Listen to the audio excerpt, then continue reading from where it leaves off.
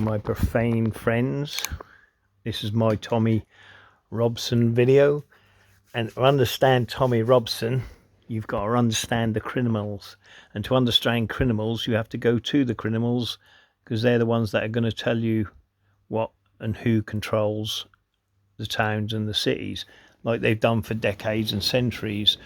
You know, like say you want to take over a gold mine, who do you send in? You send in your criminal to kill the person who owns the gold mine, yeah? Or you threaten or intimidate that person away from the source, or the what they call that, the what's that called, the you know, the oh, I forgot what the word is, but anyway, let's carry on. Right, so I'm going to show you a couple of clips, but there's two clips that you must watch first of all. And then I'll get into my own narrative on Tommy Robson, and hopefully open your eyes to this man that is not your savior. You know what I mean? Because anyone with a voice, it doesn't matter who it is. It's like, you know, say President Trump, yeah? For instance, he was brought up with the 5 families in America, yeah? I'm going to show you the connection of that with the UK. You know, so, you know, everyone, it doesn't matter, you know, and you've got the presidents, yeah? You know, the Kennedys, they were bootleggers, they were in with the crime lords, do you know what I mean? And then that leads to the movie stars, but you're going to hear it all in these videos, so stick with me and I'll show you exactly who Tommy Robson is, you know what I mean? Because he's not what you think he is, you know what I mean? The people that control him is unreal. Their power knows no bounds. Right, this is the first video you're going to watch, okay? No, not this one, not this one. This is the one you're going to watch first, okay? Freak.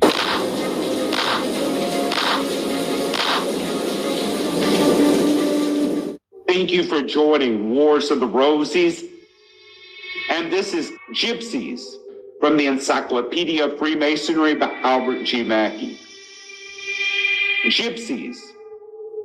Cornelius von Palm, more generally known as the Palm, in his philosophical researches on the Egyptians and Chinese, Paris 1774, advances the theory that Freemasonry originated with the Gypsies. He says every person who was not guilty of some crime could obtain admission to the lesser mysteries.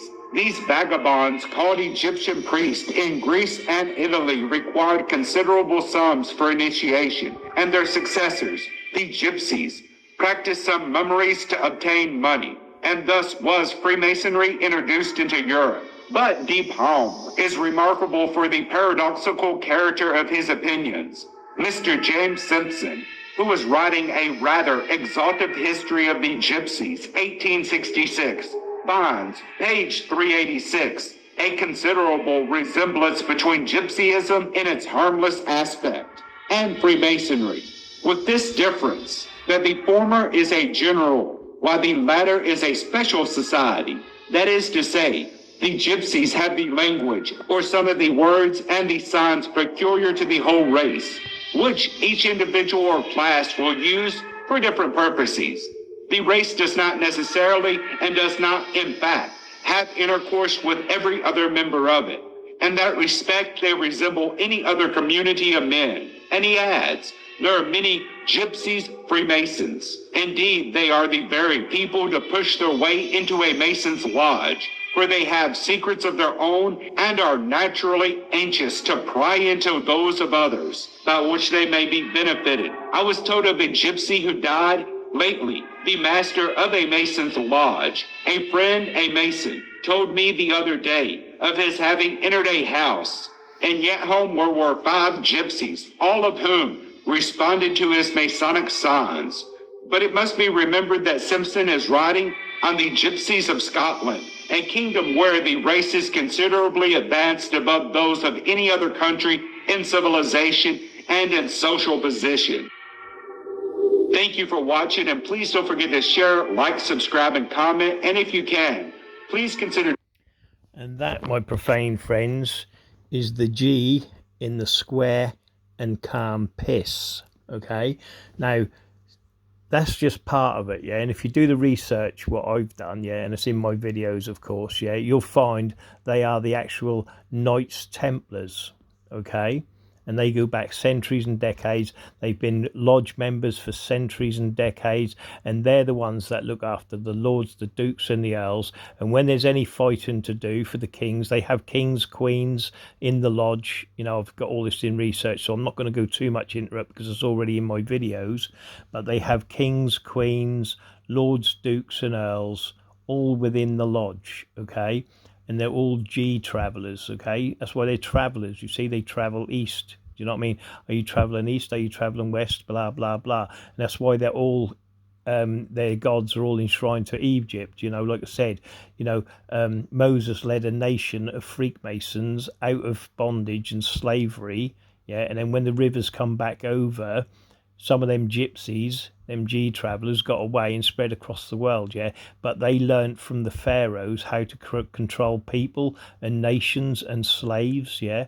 That's what they've done, yeah? And they've done that across the world. But that's another story. You look at whatever's in the world, right? Yeah? You look across the world and you look in every town and city, apart from the one thing that every town and city's got in common is a Masonic lodge, okay? But you try looking for a nation of people that is controlled within that town or city. The only prevalent nation of people or tribe of people, again, that's all in my videos, it's gypsies in every town and city, and they manipulate the profane, yeah? They got their own language, like I said, secret, all, you know, it's all, I've done it all in my research, but that's another story. But let's go see where that leads to with Tommy Robson, shall we? So the first video I'm going to show you now, okay, is here, look, okay. Here's the governor, obviously he's a G traveller. I'll do a gaffer on him, shall I? Fucking calls him. Now, the governor, Buckley, his brother's a Freemason. These are all Freemasons, by the way, yeah, right? Again, it's in my videos. Those who know and watch my videos know about it and have seen it anyway. And he said, you know, and again, you know, I've got it in videos where they're sitting there going, yeah, that the travellers and the gypsies and the Jews, because that's what they are as well, still own most of London, yeah, and that's coming from their own mouths, yeah, if you do the research, yeah. And these are the people you've got to watch, you know what I mean, and learn from, because they're the ones manipulating the whole system, and that's why it's corrupt. But watch who they're standing with now, yeah. Obviously there's Dave Courtney in this video, and who did Dave Courtney stand with? Because again, this leads to Tommy Robson, okay. Who did Tommy Robson stand with? The 1% bikers, which you'll see in a minute. Watch. Help a man. Yeah, hit me with a fucking ducky dust and then get me. Yeah, as you're going there. I fucking child molester pervert cunt, yeah. Gaffer, mate, that's me, Gaffer, right? I'm the fucking kid, right? Free books. I said, yeah, free books, yeah, free books. Yeah, go on. Read what I wank in his fucking Dave Courtney is. He's a wanker. He's a wanker. Hey, Charlie. I'm similar to the gaffer, right? Because I'm very jealous of him. He's a man with everything, right? But I love him. They say jealousy is the root to all evil, right? And the gaffer's shown it, mate. I ain't got time for any of that. If you're jealous of someone, you've got to admire them, like, you know what I mean? And I'm afraid I'm a admirer of Dave, right? I think the next place now for Dave is America. America. No, get some nice films, get his face known in America. They'll love him over there. They'll love him over there. That's his place, and that's where I reckon the next place he's going to be. That's where he's always went. The guy anyway, he's always had Hollywood in his mind and in his eyes. Had any more fights, Simon? The fighting days are over, like. Hands like that, how did he take me knock? Do you miss it? I'll always miss it. I love it. You know what I mean? It's part of our life. The bravado of it. The whole thing is a bravado. I could never do it again. I had my last fight when I was 49 and 10 months. And I got a cracked skull here. So I could never fight again because I could die next. Right, to shorten the video up a bit, I'm going to show you the interesting bits, yeah. But like I said, Dave Courtney leads to the G Travellers, yeah. And he also leads to the gangs of what I said, what are controlled by Freemasons, right? Which is this, okay? Obviously they control the boxing and everything else, but here it is. There you go, look.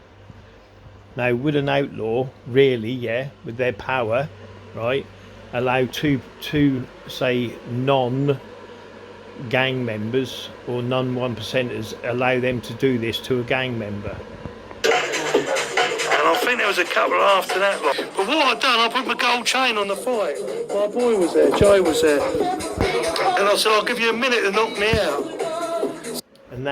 And he come from the United States, you see, and that's what I'm saying. They all work together. They're all in cahoots, and these are the people you've got to get out of power. Do you know what I mean? Because they control all your parish councils and everything else. Like I said, they just hide their Masonic aprons, yeah, and they hide their gang uniforms, but they'll stand with you in the crowd as Tommy Robson, as anything else they want to, yeah, and get the narrative they want. You know what I mean? And that's whether they start the trouble or not. Of course he's young. And, I've channeled my energy into other things. I can never sit up and watch television. I do not watch television. I don't ever sit with my feet up. Never, ever. I just get up 4 or 5 o'clock every... And that is it, right? That's him there. That's Charlie Breaker, I think. I forgot his name now, sorry, but I will pick up on him later, right? Now, again, I'm going to show you a series of videos, and there's 2 videos you must watch, yeah, that come on to Tommy Robson. So now we've got this video. There's 3 videos here I'm going to watch, and I'll get to the point of my spiel on Tommy Robson. But this is some of the views that other people have on Tommy. Is this the one? Right, this is this one. Oh, wait there.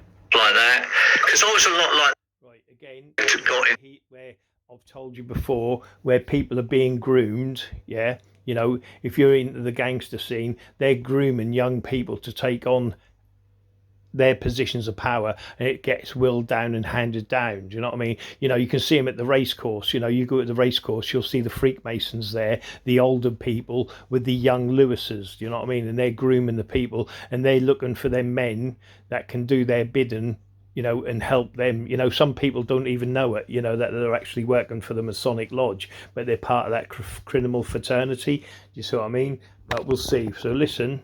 To the wrong company, like gangs and stuff like that, because I was a lot like them. I'd come from broken homes, right?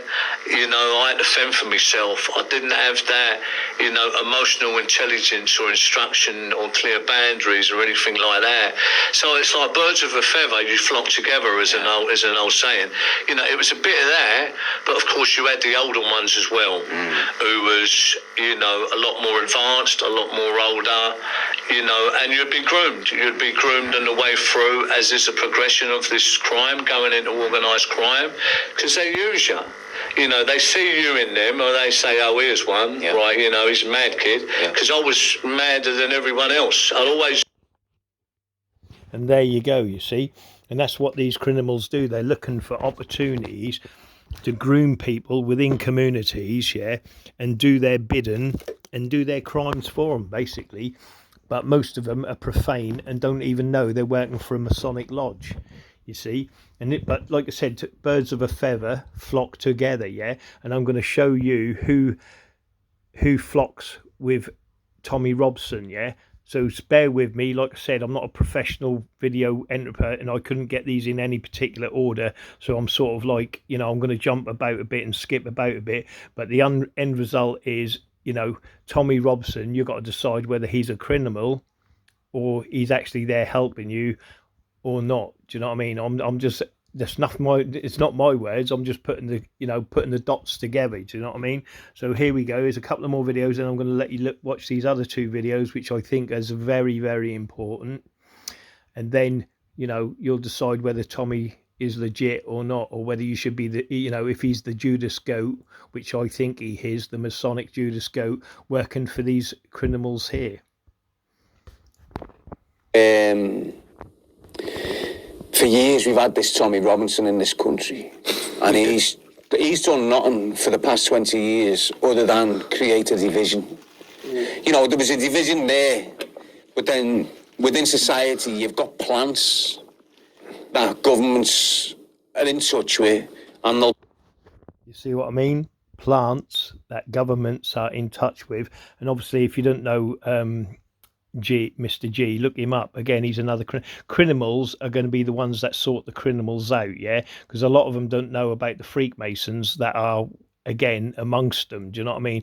But they need to question who's wearing a Masonic apron. Are you using me? Do you see what I mean? Because a lot of criminals are served up by Freemasons and end up in jail, where there's other Freemasons that never go to jail. Do you see what I mean? The profane go to jail. Yeah, they serve them up on a platter all day long.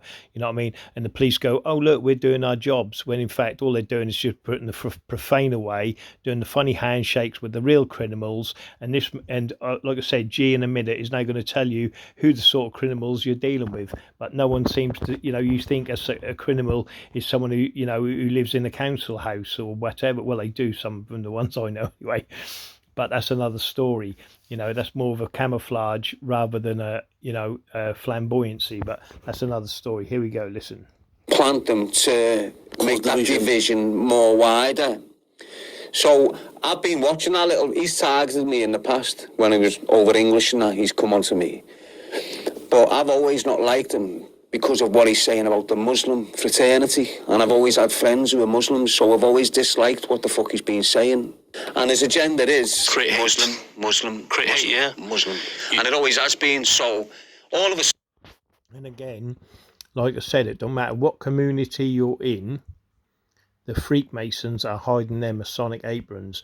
In amongst the Muslims, there's Freemasons, yeah? I'll prove that in my other videos, plenty of videos.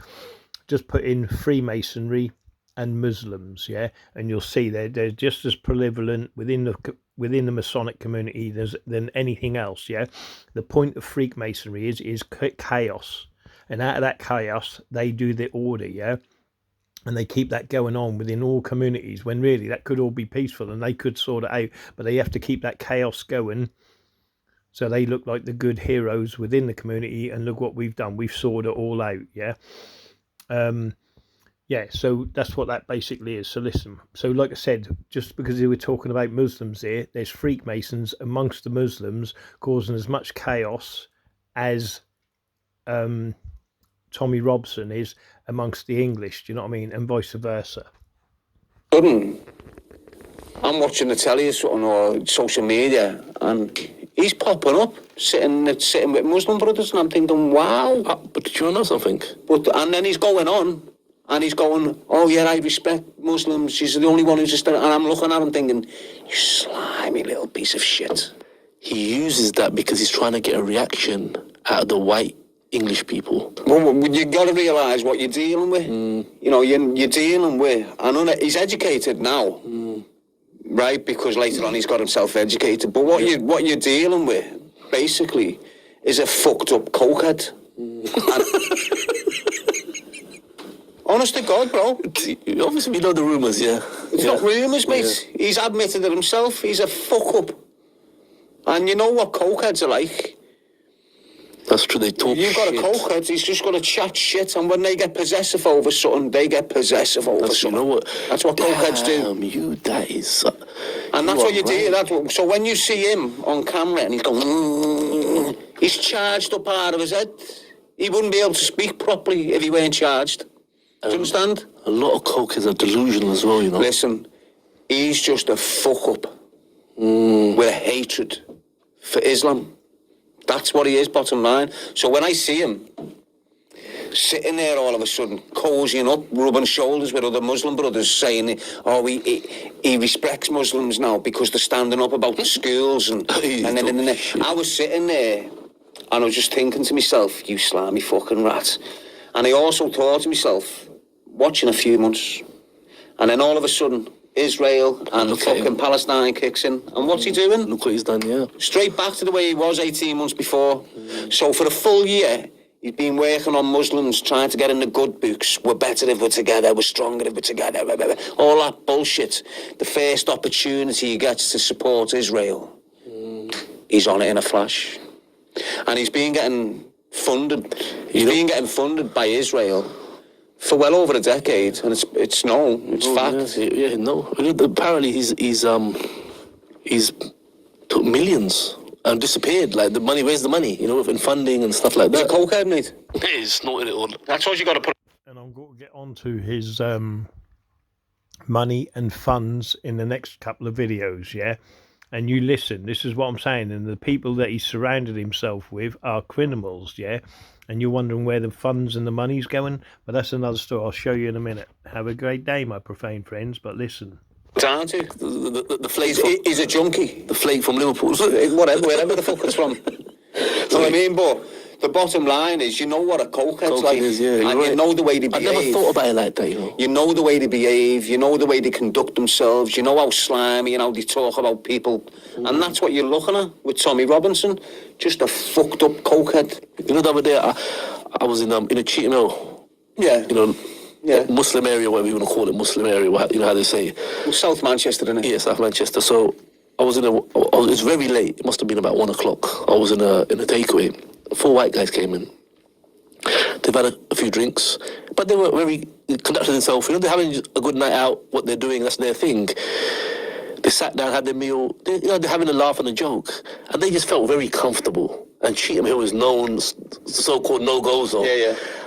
I didn't want to be rude, but I wanted to pull up my camera and ask them, like how do you feel? Like, you know, because you didn't look intimidated. They just feel like they're having a good laugh. They had their food and went. But I'm a person, I won't, like, invade your privacy. But I said, I would really like to talk to them, like, you know, because I'm hearing no-go zones. And I want to know where these no-go zones are so I could go have a look. You said there's a no-go zone? I said that the only reason why these are no-go zones is because the people saying it's a no-go zone, because they've got an issue with Islam. That's it. That's it, yeah. I've been in Birmingham for 3 years, not one issue. And you go everywhere. And I've lived in 6 different places in Birmingham. Solihull. Everywhere I've lived. The more dominated the Islamic parts of Birmingham, the more dominated black parts of Birmingham. Because that's what it's like, innit? Like, you got Perry Bar and Aston. That's like black and Asian. Yeah. Do you understand? You've been around all over. And then you go to Spark Hill. That's just Asian. So what I think with someone like you, man, I think you're definitely like a good, like, you know, you're very balanced. That's what it's like. That's what life's about. Yeah, I think like you could be someone, like, could be a kind of a voice and was there for unity. That's what I've been trying to do. You know what I mean? Because that's really... Univision, I called it, when I started speaking about it 2 years ago. Univision. I think, like, you're a good voice for that, you know. See, Univision is... the powers that be can't harm the vision we have. That's what I was meaning by Univision. Okay. So Cam was a Muslim brother, and I was mixing with him, and me and him started Univision. Okay. That was the incentive, uniting the brothers and Christians together for one cause. Because we've all got a common cause. 100%.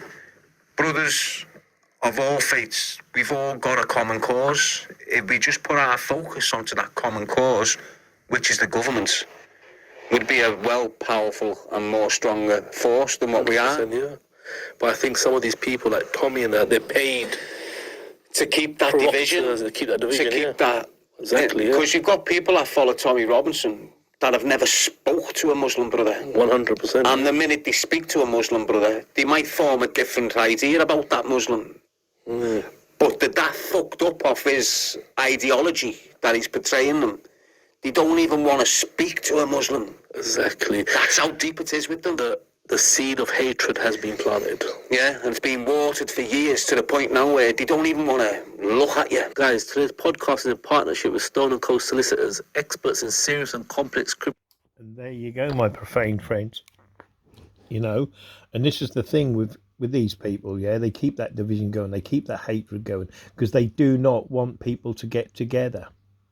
You know what I mean? Regardless of what it is. That's why you can't speak French in school. They don't teach you it, you know, good enough to speak it. You know what I mean? You know, you speak to anyone. They don't want to speak, you know, like, obviously English is the universal thingy, but they don't want you speaking Arabic or any of them other countries. They speak it right across the board. They learn it at a very young age, all them languages, because they are they have to communicate because they're the ones that can get amongst the community and do that. You know, get that division going so you don't speak to anyone. You know what I mean? The same with the religion, which is most of it's made up by Freemasonry. They don't want other religion, you know, because they want that division going. Why do you think all of these new government parties are now come and get, you know, all of it? Look at, you know, the one they're now just doing address it in a little while with Tommy Robson. He's now just not the Reform, the other one. I can't remember what it's called now, but Tommy's gone back that up. I bet it's all run by Freakmasons. Do you see what I mean? You know,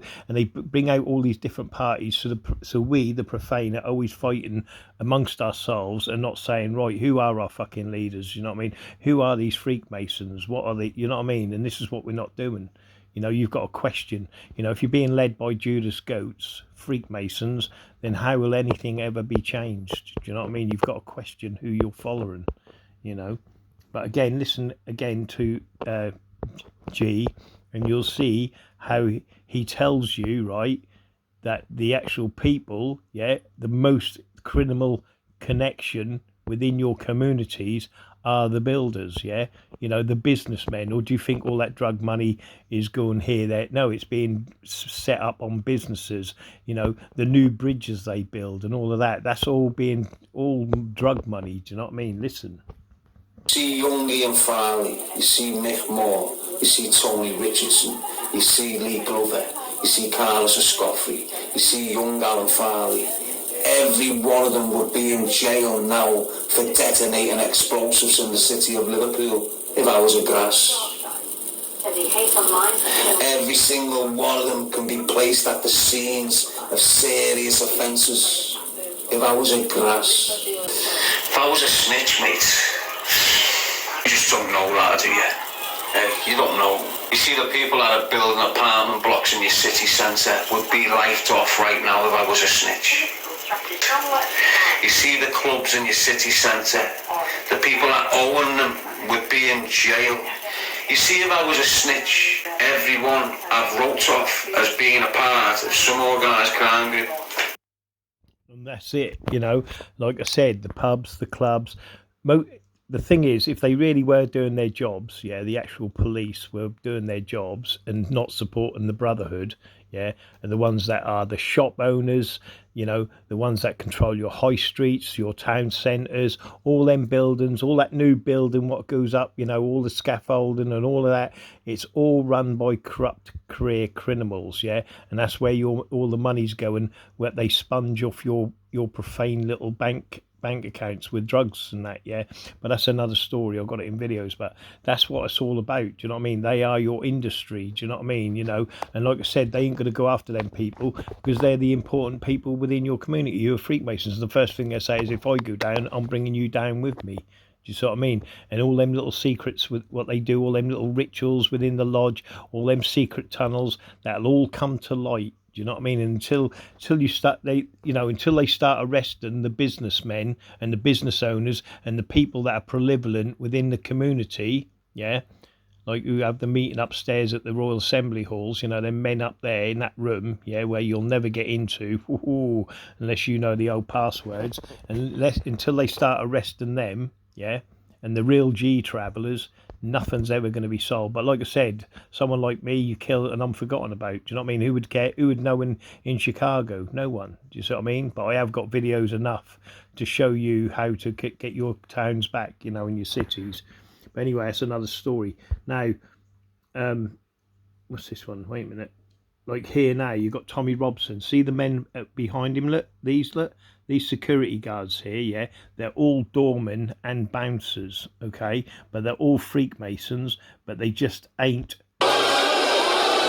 they just not wearing their Masonic aprons, yeah, and some of them are not living in their caravans. Do you know what I mean? Because if once you know who they are and what these men are, yeah, right, that protect Tommy, do you know what I mean? That's when you're on to knowing exactly what controls your towns and cities. Now, before I get on to it, like, that's just some of the criminality that is surrounding what you've just heard there, yeah, is what's surrounding Tommy Robson, okay? So now I want you to listen to these two videos, and then I'm going to go into it, you know, a bit more, like these fellas here. So if I just start with this here, before I do this video, yeah, I'll just show you this here, look. Obviously, look, this man in the background here, look, he looks nice, criminal, yeah? Met him coming out of jail, look, see? He's the controller, look. See? Surrounded by Freakmasons and criminals, look. See the arm on him, look? He's guiding him all the time. You know what I mean? Yeah, come on this way. Here we go. Look, you know what I mean? See, look, here we go. HM Prison, Wood Hill. These are all gangsters, look. And they're all part of the crew that hangs around with Dave Courtney and all that, yeah? The London gangsters, the East End gangsters, okay? See? These are gangsters. Doormen and security people from security firms, all right? These are the people you've got to look into. Not him, not Tommy. Forget him, he's nothing. If they wanted rid of him, he'd be gone, yeah? Like that, yeah? They'd OD him or whatever. These are the people you've got to watch. There, behind him, the crew, yeah? I'm going to show you who they are anyway, yeah? Right, all these doormen here, look, they all work for the East End London gangsters, okay? Yeah, they're all bare-knuckle fighters and God knows what, yeah? Look, these men here, forget him, Tommy, he's nobody. They want rid of him, they get rid of him. You know what I mean? These are all gangsters, yeah? From London families and firms, yeah? All right, let's see. Is that your moped? Well, what are they called? Scooters. Is that Vespa or Lambretta? To a guy, again, I've shown you how they use scooter gangs, and, you know, I've just shown you where they use the 1% bikers, you know, regardless of what that is. And I was interviewing the guy here, you know, where he admitted, you know, there was a lot of Freemasonry within the group, you know, the scooter skins and the mods, you know, and Scar. That's why they dance on black and white tile floors, because back in the day, and I remember it very, very well, everyone was going F the establishment, you know, fuck you, blah, blah, blah, you know what I mean? Talking about the MPs, this, and the Freemasons shit themselves, yeah? Because they were going, shit, what can we do? We've lost complete control of the youth. They're going, fuck the establishment, bugger you, you rip off, you're corrupt, blah, blah, blah. So what they did, they made mods up and the Scar, and we'd ride around on our scooters and all of that. And they've been, you know, and anyone who was a threat to that got beat up, you know, whether you were a teddy boy or, you know, or you know, or whatever, you got integrated into being a Scar and a scooter skin. You see what I mean? They control all of that. And again, if you look at the symbolism, I've done all the symbolism on their scooter gangs, you know, and the territories they rule, you know, Norfolk, Suffolk, and all the gangs within, you know, and what you know, what territories they all run. That's all from the Masonic Lodge. So now I'm going to play you these two particular videos again, which talks on the charity, the money that's been stolen at Tommy Robson's events, right? Now, so yeah, just listen. You know what I mean? Sorry they're long, it's about an hour long, yeah? If you don't want to listen to it, forward it to where I get to other points, you know? But like I said, I think these two videos are very important. Because again, it's the criminal connection. It shows you the criminal connection to Tommy and corrupt career criminals again. Yeah, because remember, the people with the buckets are the security firm, yeah? And I'm going to show you the security firms are, again, linked to Dave Courtney and his firm, okay? It's the end of the weekend, so for most of you, it's work tomorrow. But I just wanted to do this video quickly. It'll only be a short one, but watch it till the end, because I want to speak to you about a new player in all of this. Well, a new player to me anyway, goes by the name of Andy Saxon. So first of all, I wanted to talk to you about what's happening with inside the movement. So you've seen over the last couple of days, you've seen Paul Thorpe put video out. You've seen Andy in Spain, Andy Salmon put a video out. And you've seen Richard Inman put a video out. Now, this should ring true with everybody. Something is afoot, something is wrong. And I'm hoping that one of them tells you the truth in the coming weeks or days even, because they haven't told you the truth so far. So let's start with Paul Thorpe and his friend Andy Salmon. Now, they both released a video, and since then Paul Thorpe has released another video. So the first two was, something's gone on, we're coming away from the movement, we don't want anything to do with politics anymore, we're coming away, and I'm coming over to live in Spain, one-way ticket, I'm out of there. Yeah, and then Andy in Spain says a similar thing. Obviously, he's in Murcia anyway, and they'll get together at some point and they'll do a joint. It'll probably be a super chats knowing Paul, but they'll get together soon and do this this reveal of what's been going on. But if it runs a similar theme as what we saw today with Paul Thorpe's second video, then it's just going to be more lies, if you like. So Thorpe's second video went along the lines of that he is being pressured by the establishment and all that kind of thing. That's not the real reason why they're all jumping ship. And you're probably going to see a lot more players within that movement all jumping ship. Listen, I'm not going to tell you what's going on because you wouldn't believe me even if I did. You know, you'll start with all your nonsense, those that don't believe in anything that I've said up until now. But what I will say is, if you're not starting to question things now, knowing what you know now after these three high-profile people within the movement, then you really are blinkered. You really are blinkered. So I'm looking forward to Paul Thorpe and his mate Danny getting together. Like I said, it'll probably be a super chat. Paul loves a super chat, so please donate, help him on his way, maybe so he can afford to get a return ticket back from Benidorm. So that's that. And then we move on to Richard Inman, similar narrative.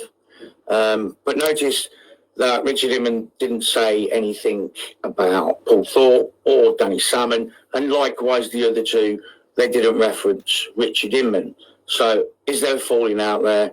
I'll leave you to decide that. So Richard Inman along the same sort of lines.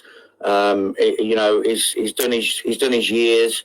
He's done his time. He wants a quiet life now, and he needs to put things right with all the stuff that he's done wrong. Now, I got lambasted for telling people exactly what Mr. Inman had done wrong, and obviously got the abuse that followed. So it sounds like his wife is going to give him a second chance. So best of luck to them with that. And Richard Inman's probably been a bit more truthful with that side of things than what the other pair have. However, still not telling the real truth.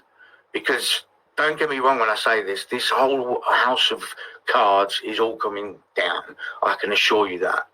And every single one of you that has blindly followed the movement, Richard Inman, Paul Thorpe, etc., I would be pissed if I was you. All those donations, all that faith, and a sign of trouble, and they're all jumping ship. If it was me, I would say they've taken me for a mug. You know, all these years of marching, donations, this, that, and the other, and what have you got to show for it at the end of the day? I can't stress enough that these guys, or no one person, is going to save the UK. Quite simply because the people that you trust in have got no intentions to save the UK. All they've got intentions of are lining their pockets. I got attacked a little bit yesterday because I mentioned a few things. Carla piped up a little bit, and Donna S piped up a little bit as well. Quite funny. So listen, all I implore you to do is just please start asking questions.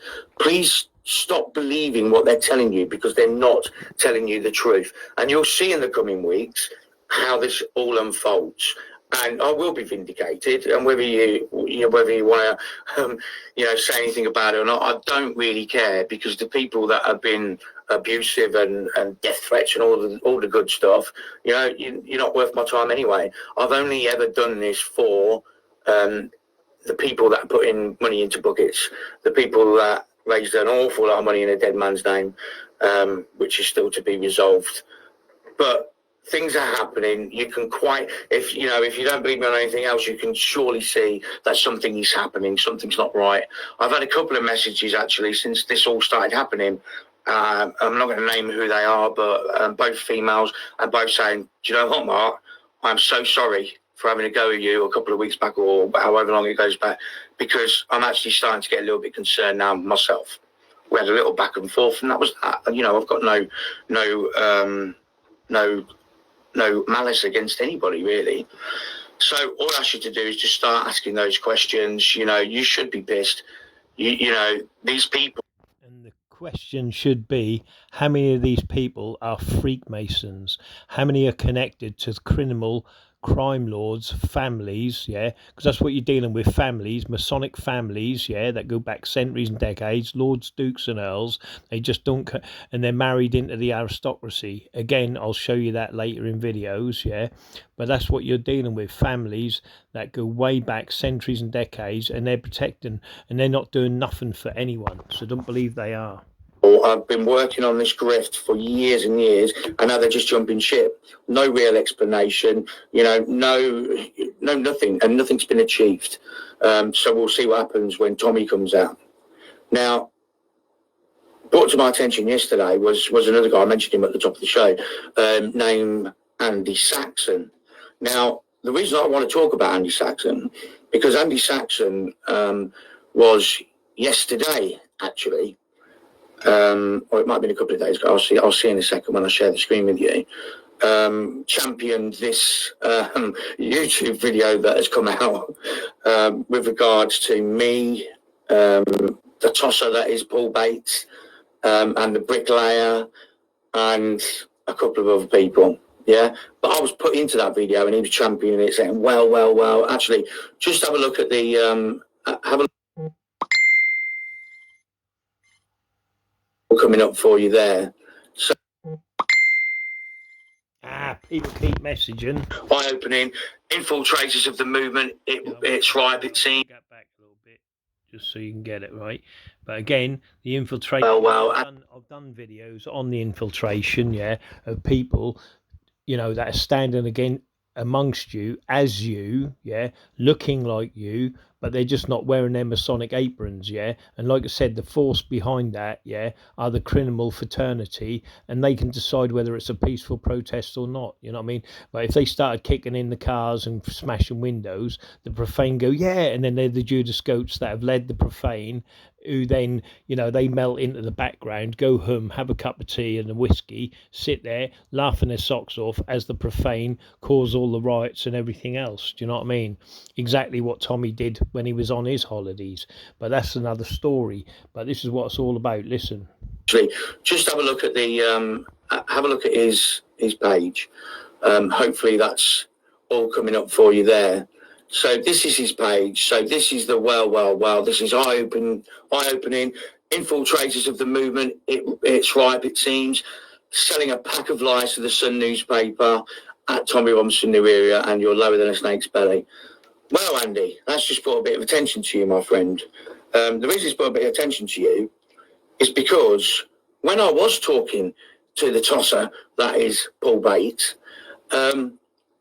Paul Bates told me an awful lot of stuff about you. Before I go back onto screen, I just want to go through his posts at the moment. So there's the next grift in September 2025, free speech event. Listen, I wouldn't be going to it, and I certainly won't be putting any money in any buckets if you go to it. And he's at this children demonstration yesterday, which is good to see. Watching Chris Eubank Ben, as I did last night, was never 116 to 112, by the way. And there we have him posting about my old friend, Paul Bates. Now, I just want to get one thing clear here. And there's the other one there. So let me just come off that a second. So the one thing I want to get clear here is people that sent me messages yesterday saying, "Oh, Paul Bates has sent you this, and this." Absolutely, categorically no. I would not piss on that man if he was on fire after what he did to me. Yeah? The guy is a prize prick.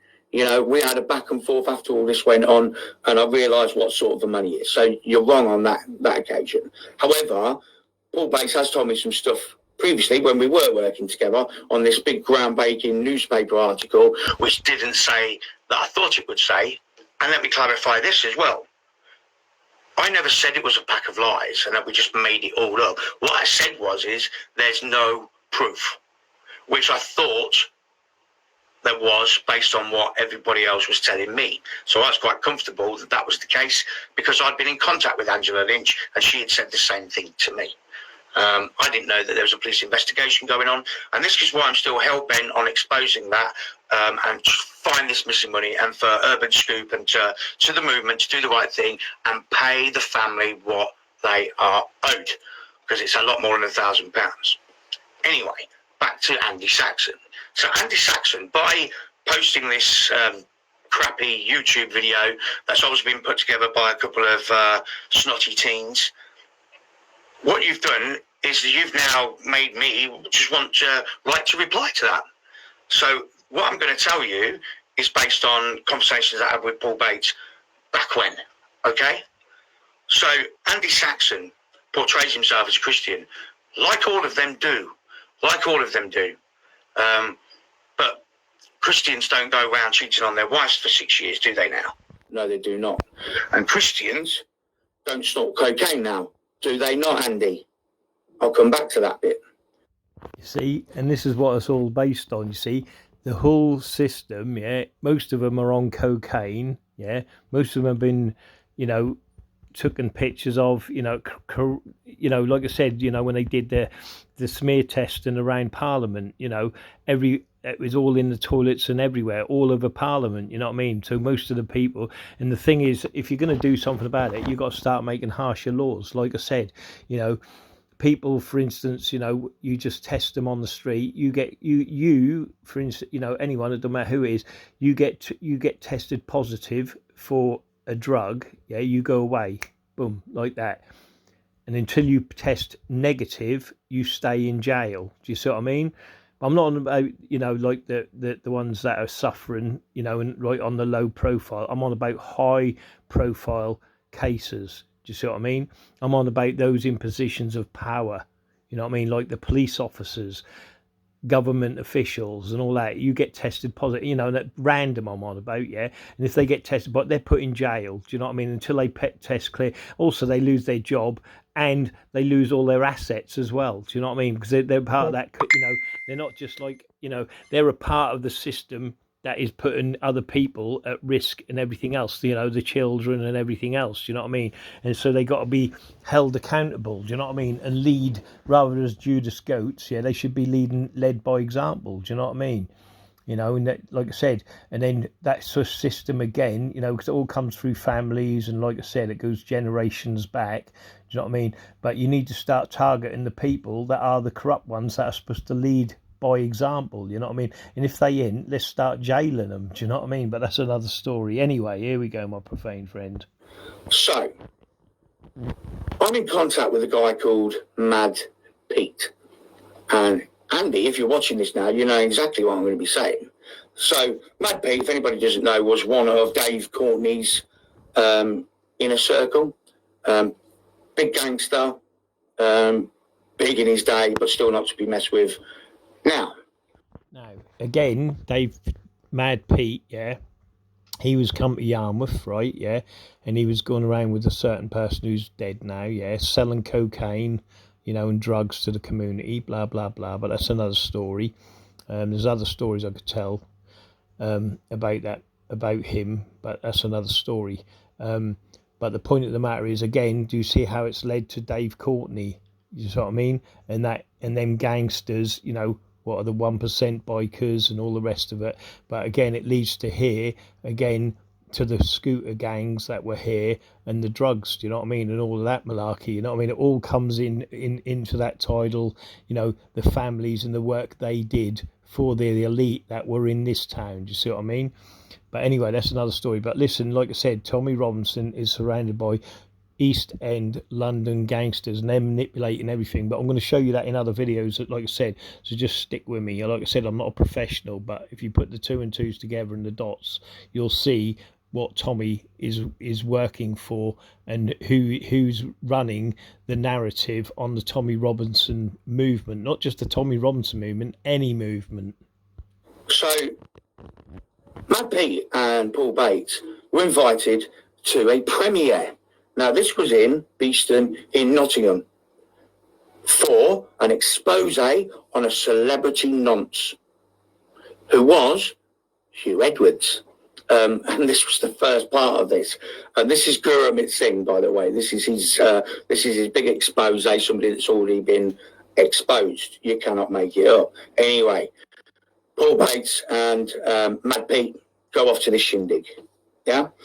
And at said party, Mad Pete got on really well with Andy Saxon. okay? And he was talking to him about these medals, these war medals that he's got. Andy Saxon says to Mad Pete, because they're getting on really well, well, I tell you what, why don't you come to the rally on the 1st of Feb? Now, bearing in mind, this was a week beforehand. Beast in Nottingham, Durham at Sims, cocaine party. Why don't you come to the rally on the 1st of February, and why don't you show off your medals? You know, everybody would love to see them. You know, the boys would love to see them. I think it'll be really good. Now, what Paul Bates tells me is Mad Pete is a very proud man, and he thought, you know what, I got on well with him. He was chuffed to bits, absolutely chuffed to bits that he'd been invited to show the people within the movement these medals. Yeah. So anyway, let's go on a week to the 1st of February. It's the rally day. Now, Paul Bates, from what he tells me, was taking the crowd from the rear, which probably isn't far from the truth, to be honest. And Mad Pete's turned up. So Mad Pete, he's got all these medals, nice and shiny. Yeah, he's actually gone out and got new ribbon for these medals, and he's turned up on the day in a suit. Yeah, people that were there, you might have spotted him, or you know that I'm talking the truth when you say that he was there. He was wearing a big trench coat, and he's got his medals pinned onto his jacket. So off he goes down to the stage, and then he stopped. Not only is he stopped, he's told to fuck off. And Pete's like, well, you told me to go. He goes, fuck off. You're not welcome. And everybody was laughing at Pete. So you can imagine the embarrassment. You know, he's got all dressed up to the nines because somebody said, come and show your medals. Obviously, that somebody was Andy Saxon. And do we know, ladies and gentlemen, who it was that told him to fuck off? That's correct. Andy Saxon. That's a despicable thing to do. Now, you'll get confirmation of this because Mad Pete's going to be joining me on a podcast very soon.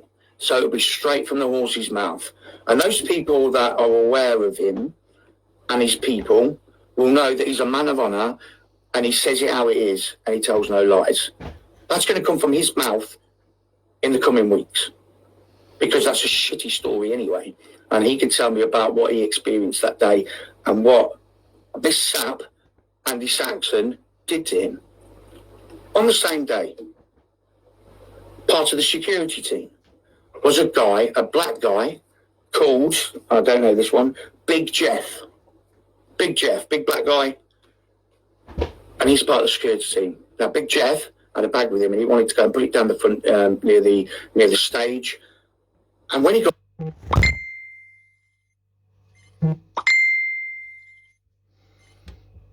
You're not putting your bag there, now fuck off. And he could tell me about what he experienced that day and what this sap, Andy Saxon, did to him.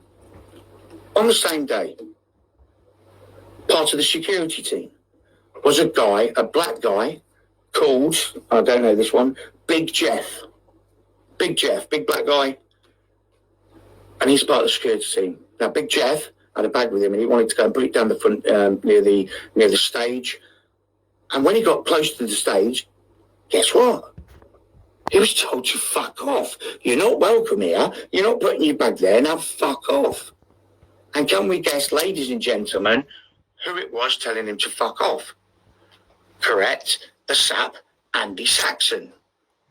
And not only does it stay at two people here, we've now got the third person, which is widely known. That person being Bricklayer, whose event yesterday went off without a hitch. Now, the thing you got to remember here, yeah, is the security companies, yeah? And that's the important thing. Remember, all security companies, they're running the doors, they're running the pubs, they're running the clubs, and they're shooting each other for the privilege and the right to serve drugs to your kids, right? And that's been going on for 20 years. The government have never done anything about it because of the funny Masonic handshakes that have gone on with these criminals, right? And that's why they're never arrested. But here you go, like it's always the connection and the dots, yeah, always the same. Listen, from the Archie Bargy afterwards in the pub, we know we were talking about there. Don't we, Tony? And don't we, Carla? I call her Clara online. I find it funny.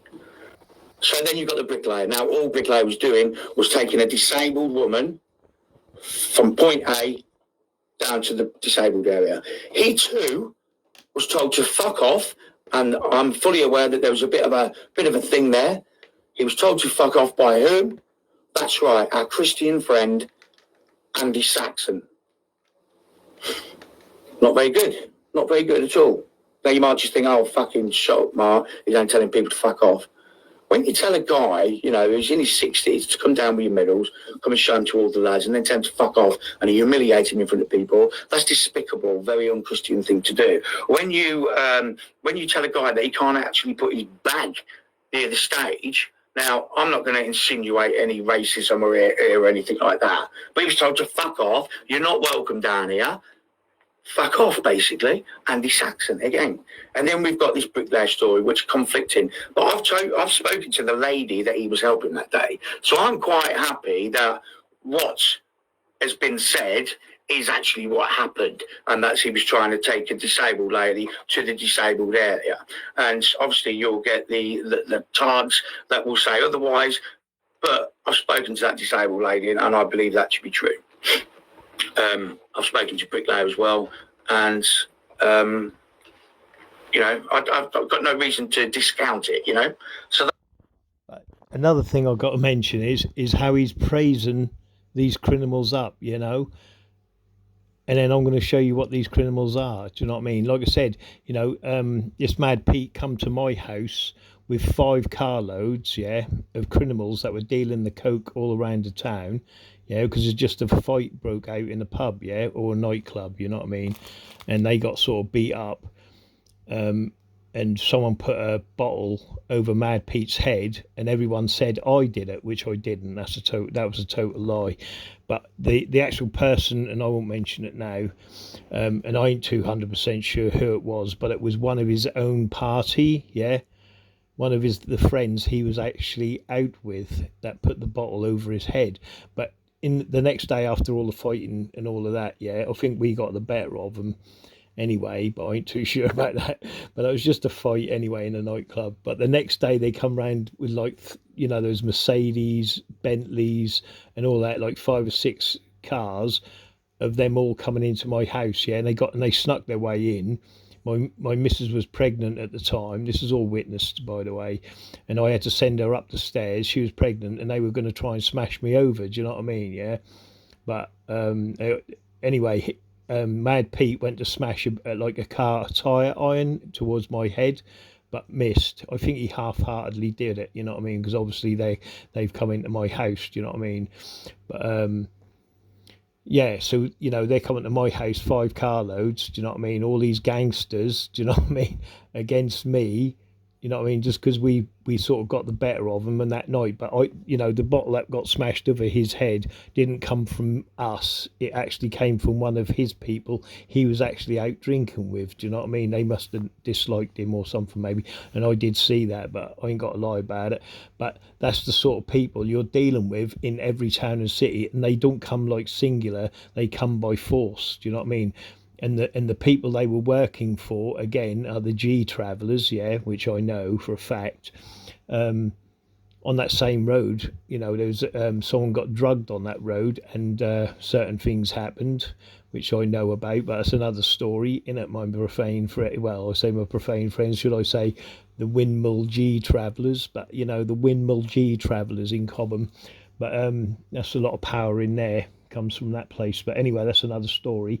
But yeah, so that's, you know, that there, you know, but this guy here is saying, oh, you know, he's a man of honour, he's a man of this, man of that. See, because the Freakmasons never diss each other. Do you see what I mean? So all of these people that are saying, these people that have got the word, like Tommy Robson, who I'm going to show you in a minute, is all in the, these are all criminals, and they're in every town and city, and they're running from one end of the UK to the other and making sure people stay in line. Yeah, so their criminal fraternity can always outbeat anyone, you know, including the police, MPs, PMs, whatever that may be. Do you know what I mean? That's gone back centuries and decades, as I'll show you as this goes on. That's in the public domain anyway. So then we moved back to the party. Now, back at the party, this wasn't just a premiere. This was a cocaine party ran by Guru Amit Singh. Now, Mr. Bates tells me that Andy Saxon likes to stay awake at night, if you know what I mean, and he's often privy to that. Now, Paul Bates was offered cocaine at this party by Guru Amit and people there. He had work the next day. He wasn't going to do it anyway, and he left the party early. So his mate, Mad Pete's still there, and they're all having this thing.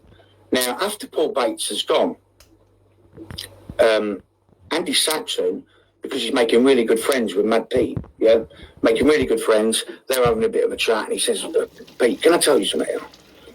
The mistake he made was Mad Pete and Paul Bates are close friends, so anything he says to Mad Pete, it's going to go back to Paul Bates, the tosser that is Paul Bates. And he says to Mad Pete, do you know what, we're not happy with Paul Bates. We think he's trying to take over the movement, and we're not happy and we're not standing for it. That's it. That obviously got relayed to Mr. Bates, Master Bates, and that's obviously relayed to me back when. But it makes the posts and the constant posting about Mr. Bates, Master Bates, it actually brings it into perspective, and his anger towards him, because he's got a grudge against him anyway. Now everybody's got a grudge against each other. So Andy, before you bring me into things, please, I'd rather you just have a chat with me, mate, first, and just say, what's this about this, that, and the other? Because that YouTube clip is a load of nonsense, and anybody with half a brain cell will realise that. Anybody with half a brain cell will realise I'm not hope, not hate. For goodness sake, people, I went to jail last year for taking on the establishment. And then I get called hope not hate. It's just absolutely ludicrous.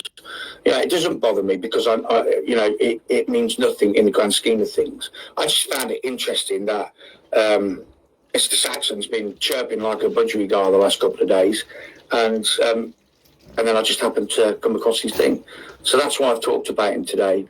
I'm sure Andy would be prepared to do a drug test, just to prove that what I'm saying is absolute rubbish. Well, not what I'm saying, but what I've been told.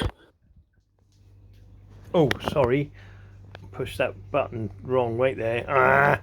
Well, I don't think he's got a lot more to say anyway, so I might as well just get on with the other video, but let's just see.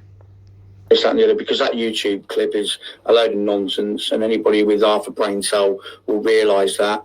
Anybody with half a brain cell will realise I'm not hope, not hate. For goodness sake, people, I went to jail last year for taking on the establishment, and then I get called hope not hate. It's just absolutely ludicrous. It doesn't bother me because it means nothing in the grand scheme of things. I just found it interesting that Mr. Saxon's been chirping like a budgerigar the last couple of days, and then I just happened to come across his thing. So that's why I've talked about him today. I'm sure Andy would be prepared to do a drug test, just to prove that what I'm saying is absolute rubbish. Well, not what I'm saying, but what I've been told is the case. So that's it. I think this whole thing is going to get more and more clear to everybody as we go through the days, the weeks, and the months, especially when Tommy comes out. Will there be anything left when Tommy comes out? Do you know what? He's going to be pissed. He's been on his holidays and he's going to come out to this. It's a sad state of affairs, really. But can't say we didn't warn you.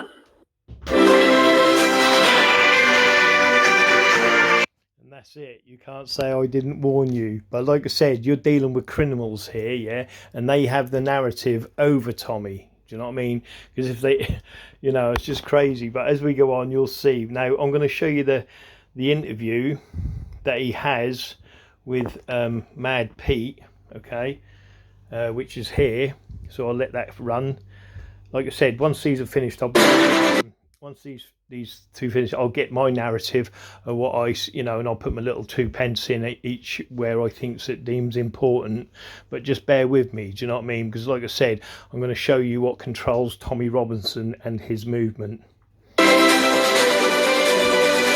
he's now going to tell you about the money, where they're putting money into the buckets, yeah, and then all the money's disappearing, yeah, for their coke habits and all of that malarkey. But like you said, when you're dealing with big money, yeah, like this, yeah, crime lords want to get involved in it. And if people are coming together en masse, yeah, and then putting money into buckets, the people who wants to control that, yeah, are the crime lords. Do you know what I mean? Freaking hell, we're getting money handed to us on a bucket, you know what I mean? So we need to control that, do you know what I mean? So they're the ones holding the buckets out for the profane to fill up, so they can just skim the money off the top. And that's exactly, and they give you, any sort of number they want that was collected, you see what I mean?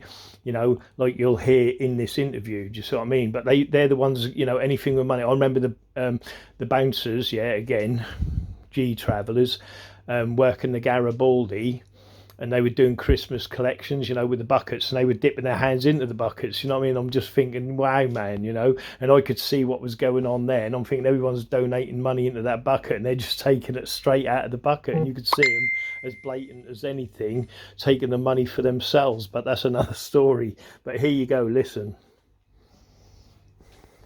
Oh. Hello and welcome once again to Question by Mark. This week on Question by Mark, I'm actually interviewing quite a colourful character, but this colourful character has had a bit of inside knowledge, and he's had first-hand experience of certain things regarding Team Tommy.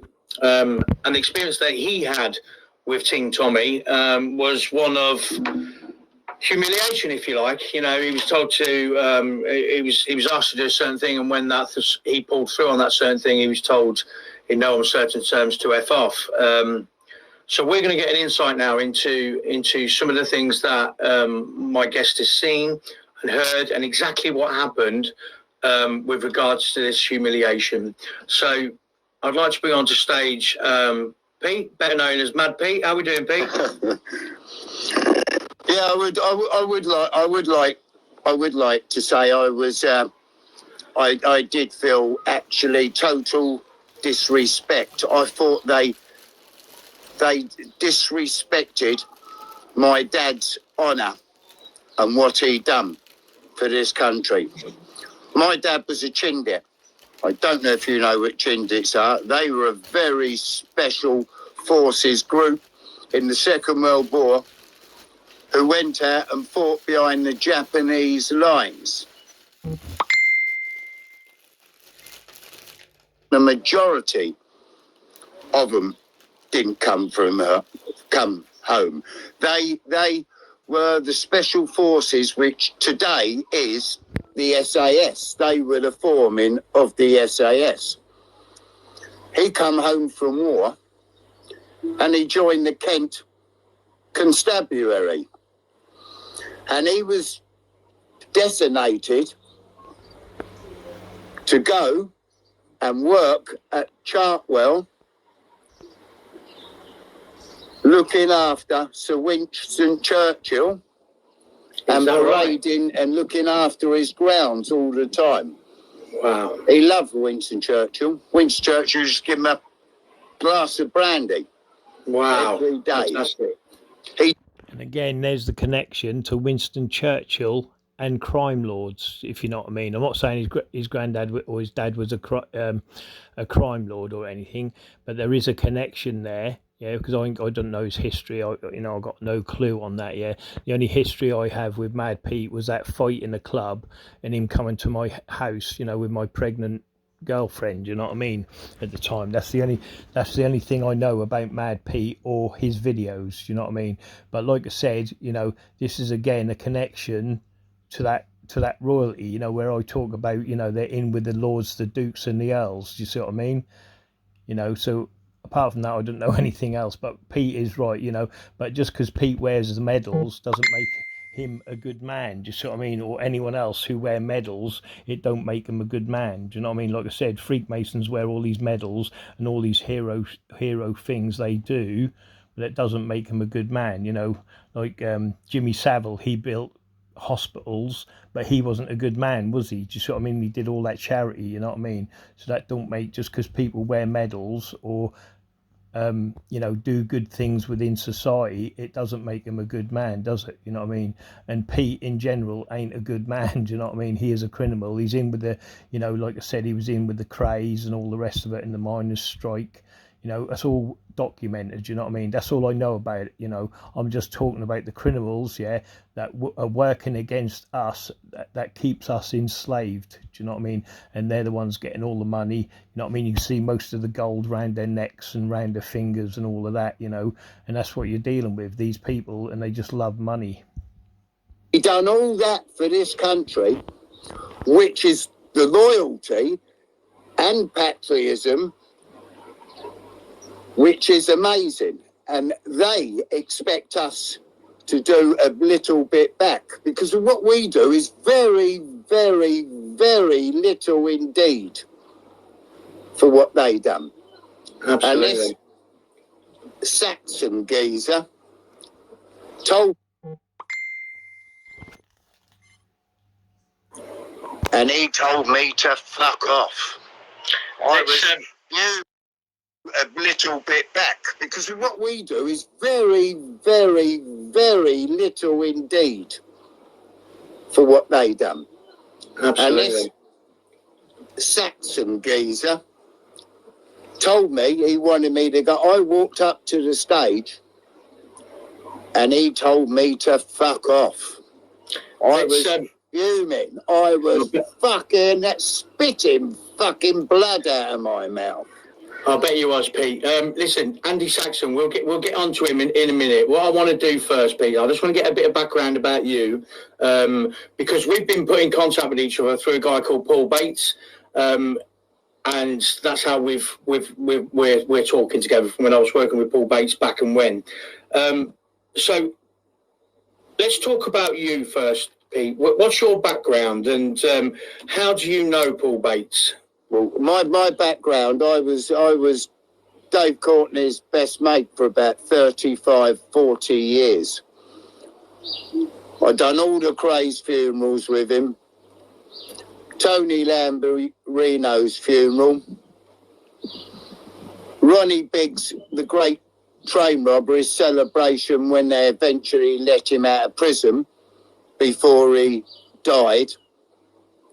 And that was my sort of life for 35 years. Used to do security and do all sorts of things with Dave Courtney.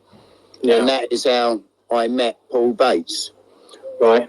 Because Dave, he had a massive following, a very, very well-liked man. He was a very patriotic man.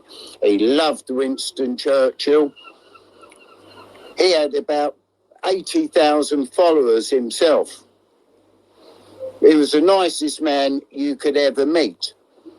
So when Paul asked me to do, if I would help him out with his security, see, they never diss each other. You see, Dave Courtney, lovely man, but if you ask other people on the end of his knuckle duster, or you know what he got up to, you know, again, I've got to show you some of Dave Courtney's stuff and what he's done, same as I'm going to show what Mad Pete has done, but it's not coming from my mouth, it comes from their own mouths, yeah. But like I said, these are the people that are controlling and running people like Tommy Robson, like Keir Starmer, you know, all of that, all the movie stars, the TV stars, the singers, do you see what I mean? And it's all mafiosia. Do you know what I mean? And that's what's running it. Do you know what I mean? On it, you know, like I said, I don't care about anything. Like I said, you know, I'm just part of the movement that needs change. You know what I mean? And to change it, you've got to take out these Freakmasons, and the Freakmasons are the mafia. Do you know what I mean? And that's all it is. And in every town and city, they've got their Masonic lodge. And in them Masonic lodges, they've got their criminal empire that's running them towns and them cities. And they own the clubs and the pubs and everything else. And they're a special kind of people that never seem to get arrested, never seem to be looked at. And their assets are always safe. Do you know what I mean? Oh, don't get me wrong. You know, people. You know, some of these people, like I said, ain't aware of the Freemasons, so they get used or groomed, as I show in the first videos. Yeah, you got to remember that. You know. So, and I know who, like I said, who he associated with in Great Yarmouth, Mad Pete. Yeah, I know there were Freemasons there. Yeah. You know what I mean? And they were running the coke and all of that, blah, blah, blah. So, you know, and who he worked for, because they always, you know, when he moved away from Yarmouth, he came back, he went, oh, they got him working for us again. They always get the same person back. Do you know what I mean? Blah, blah, blah. But he was a Freemason. Whether Mad Pete is a Freemason or not, I don't know. I ain't got a clue. You know what I mean? Like I said, I don't know nothing about it. All I'm talking about is the corruption that needs to stop everywhere across the world. Do you know what I mean? And we've got far too many people that are in that criminal empire speaking for the people that are good. Do you know what I mean? And again, it's that strong leadership, you know, the dangerous people, you know, because Pete is dangerous, you know what I mean? There's no getting away from that. He is part of that, you know, that old school criminality. So that, you know, that's what's running the different people in different towns. You know what I mean? Like I said, it goes back to families and all the rest of it. Do you know what I mean? But here you go. Listen. I done it as well because I knew Dave would have loved it that I was doing that, because I knew personally the way that man was. So Paul Bates was setting up a security company. He's obviously heard about the death of your mate, Dave Courtney, and he's give you a bow and said, would you like to be part of this security business that he's putting together? Is that how it played out? Yeah, for patriotism, because that is what it was set up for. It was exactly set up to help Tommy Robinson and his team out. Okay. We built an amazing team. We got about 60 or 70 of us, it was. I actually phoned that Richard up and I said to him, I think you need to get a committee now, because this group is getting big and very professional. They said no, they didn't want that. They did not want it to get professional, because I think they were scared, and that is why they were kept going on about Paul getting too powerful, that we were going to expose them for things. So when you say Richard, Pete, is that Richard Inman? That's exactly the fellow I'm on about. Yeah, the one who's a born-again Christian. That's the one, yeah. Hides behind his Christian cloak. He's about as much as Christian as I am a Hindu. Yeah. Let's put it that way. So the first rally that you went to with Paul as part of security team, I take it, was in October last year. Is that correct? Yeah, that's October. Yeah. So those that know, this is the rally which I have a lot of interest in. The one that I talk about of money being raised of 42,000 when the team say they only raised 4,000. We'll come to that in a minute though, Pete. So this is the first rally you've been on. Can you just talk me through the day? Because I know you've told me that it was a lovely day, you know, people coming together and all that kind of thing. Yeah, it was an amazing day. It's the crowds. It was so patriotic. All the flags flying and all the Englishness. It just made you feel so good to be to feel English. And that is what the buzz of it all is. The immense crowd of flags and people utterly enjoying themselves. And these. Well, I don't know. I don't know what to call them no more, because I'm so disgusted in the way that they stole off people and made out that they're doing it to be patriotic, where all they were doing it is for their own means. Obviously, they done some great things. They did, with the grooming gangs and all that, but they used that for their popularity, if you want to call it, and the patriotism wasn't completely there because they were thinking about themselves. And that's a big problem. I've said this before, Pete, and I've said it quite regularly over the last few weeks, is that they do good to enable their bad. And that, now the good is the grooming gangs, it's exposing certain people, but let's not worry about this at this particular time, because all we're interested in at the minute is the monies of the rallies, and then coming on to your story, which is the next rally that comes along. So just going back to this rally in October, was you part of? But I like where they say the good covers the bad, yeah. And as I've said many times, you know, things like, you know, just because Jimmy Savile built hospitals, it didn't make him a good person. And this is what's happening surrounding Tommy Robson, yeah. He may look like a good person, but he's not the speaker. If he was speaking and he wasn't doing the right thing, yeah, and was speaking the truth, then he would be murdered. Like I expect to be murdered, you know what I mean? Because I talk too much truth, you know what I mean? But like I said, that, you know, when people have got the head in their hands, you know, and they're sitting in the cell and they're looking at life, a lot of people start speaking out and they're like canaries, do you know what I mean? And brotherhood don't even come into it, do you know what I mean? So, and obviously Freakmasons, they don't want, you know, all eyes on the Masonic Lodge at the Royal Assembly Rooms or at the Masonic Lodge at the Cliff Hotel. You know, that's just two classics of what runs this town, do you know what I mean? Including the, you know, the Pier Hotel, and I could go on and on and on at the places they run and control within this town, you know. And like I said, there's a lot of fingers in a lot of pies that people don't even realise the people that run them sort of establishments, but that's another story. But anyway, let's let it go on. But like I said, just because people are doing charity doesn't make them good. The security team, or was you just there as part of the crowd, or what was your role in that rally? I was a part of the security team. You was part of the security team. Yeah, so, representing, because I got about 20 of the security myself, Dave Courtney's boys. Right. And that is something else I said to him, which Paul didn't like. Stop talking about Mad Pete and Dave Courtney's boys. They were, you know, I think they were worried. They were worried because they knew they couldn't really say anything about me because they'd been told to shut their mouths and not mention me as well.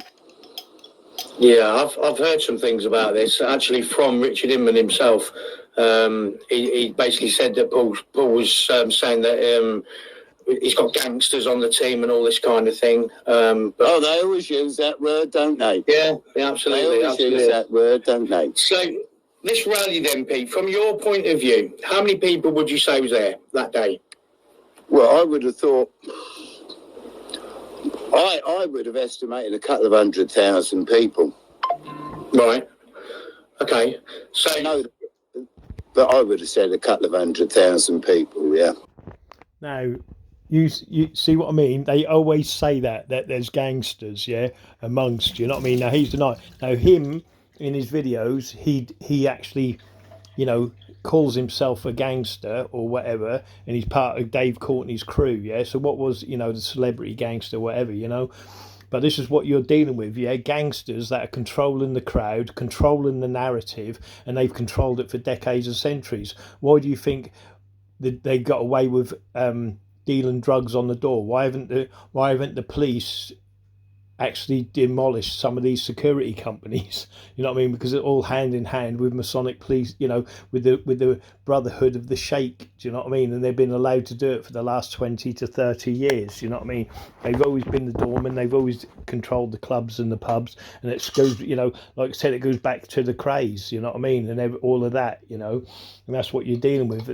Them people out of the East End, which were gypsy travellers, and they've been controlling it since, you know what I mean? And like I said, with their Masonic, they're not going to arrest their Masonic brothers. And also, like I said, are they going to take them businesses away if, as G said, you know, which I know anyway, if they're actual well-established businesses, you know, like say someone like, like a chocolate factory, Rowntree's Macintosh, for instance. You know what I mean? Do you think they're going to arrest all of the people that controls that? No, they ain't, because they know what it does in the, you know, that or Lions Tea, you know, Nescafe coffee. Do you know what I mean? All of them sort of companies, they ain't going to arrest them because they're too powerful. Do you see what I mean? Like all the Epsteins and all of that. Do you know what I mean? But you've got them in within your town. You see what I mean? You haven't got to go to the world wide. You've got them in your town, that special group of people that belong to the Masonic Lodge that are unarrestable, but they're paying everyone else to do their dirty work. Do you know what I mean? Anyway, here you go. All right. So,